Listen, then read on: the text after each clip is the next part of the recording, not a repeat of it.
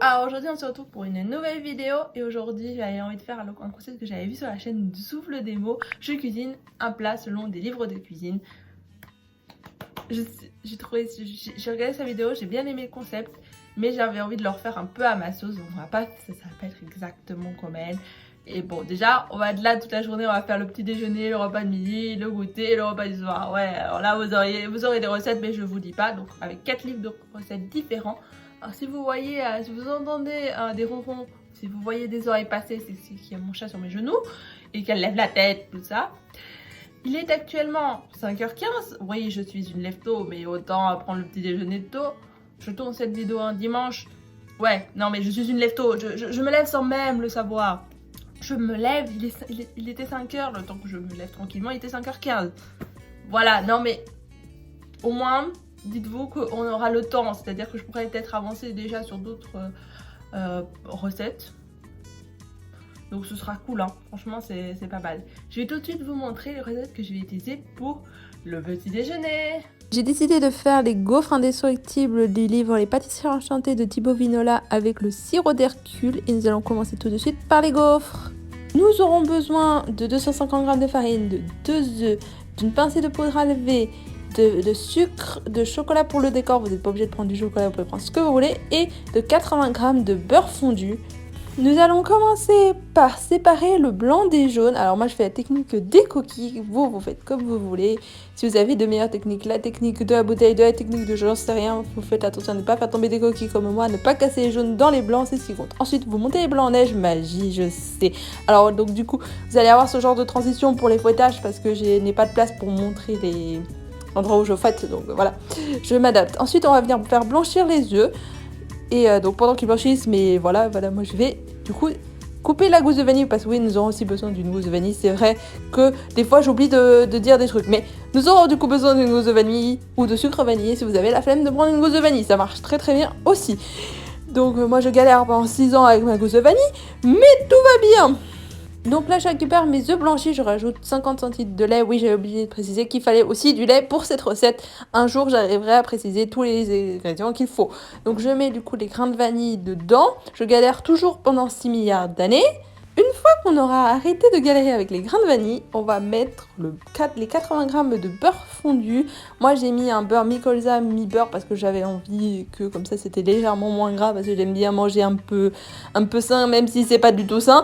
Mais on va dire que j'essaye de faire des efforts, ok? On va venir prendre les 250 g de farine, on va mettre la petite pincée de poudre à lever et on va venir l'ajouter. Alors au début je l'ai mis puis j'ai vu qu'il fallait le tamiser donc j'ai pris mon tamiseur et j'ai mis le reste de la farine en tamisant.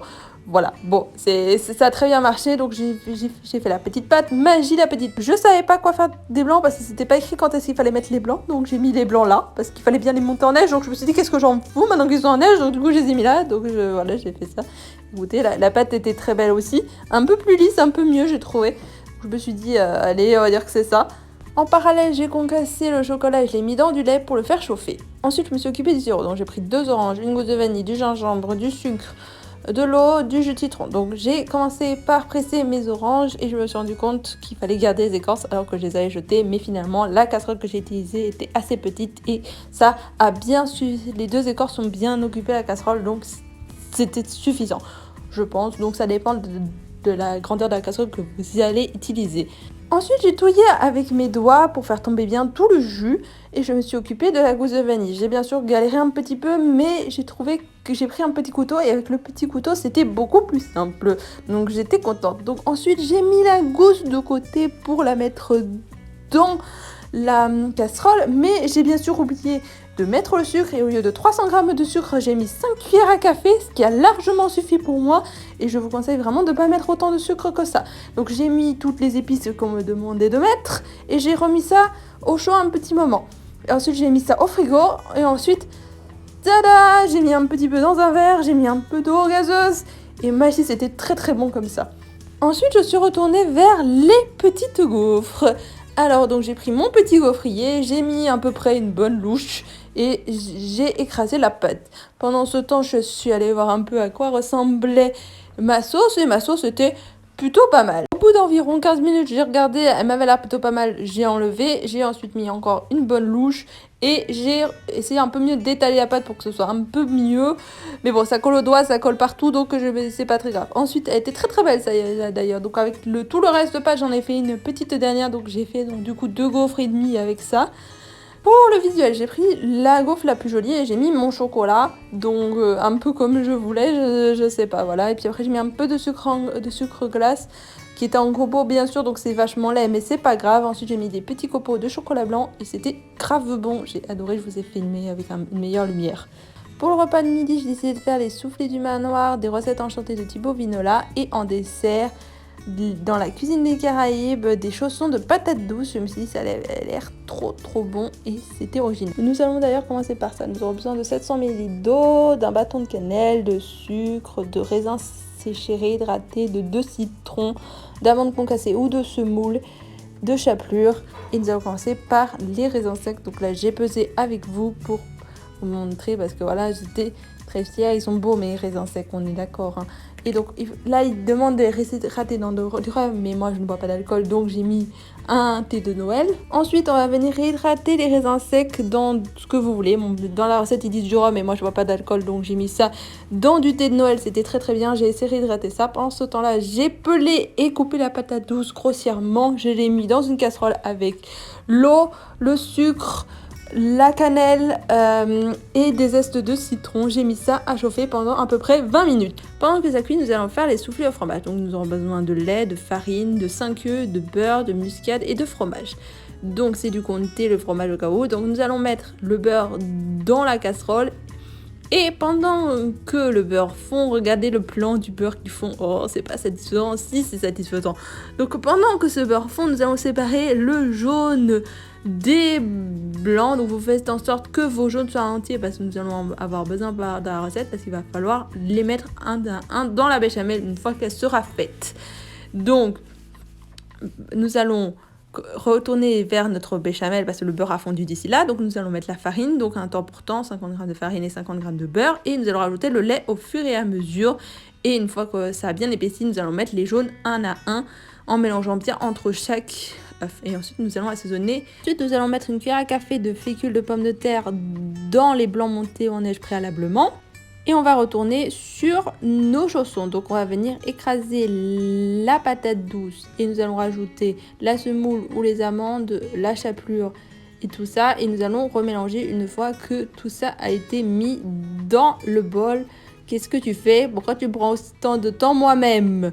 Voilà, mais la chapelure c'est bien, voilà. Et ensuite, bien sûr, la cannelle à votre guise et vous mettez aussi les raisins secs normalement. Ah oui, c'est parce que les raisins secs ça a pris 1 milliard d'années. Je me suis rendu compte que ça allait me prendre 1 milliard d'années parce que j'ai trouvé des pépins dans les raisins secs. Donc du coup, j'ai dû enlever les pépins parce que je me suis dit que ça allait être pas bon si on croque dans un pépin. Donc j'ai mis les raisins secs et je suis venue mélanger une fois que je les ai bien sûr hachés en petits morceaux parce que ce sera plus facile pour les fourrer. Donc une fois que tout ça c'est fait, nous allons mélanger. Qu'est-ce que tu fais moi-même? Merci, mélange.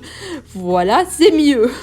Donc une fois que ça c'est bien mélangé, j'ai goûté, j'ai trouvé que ça manquait de quelque chose, donc j'ai rajouté du jus de citron, c'était beaucoup mieux. Donc j'ai mis du jus de citron frais, c'était très bien. Nous allons prendre de la pâte feuilletée et nous allons faire des petits chaussons. Donc moi j'avais un appareil à chaussons, c'est très pratique, je vous jure.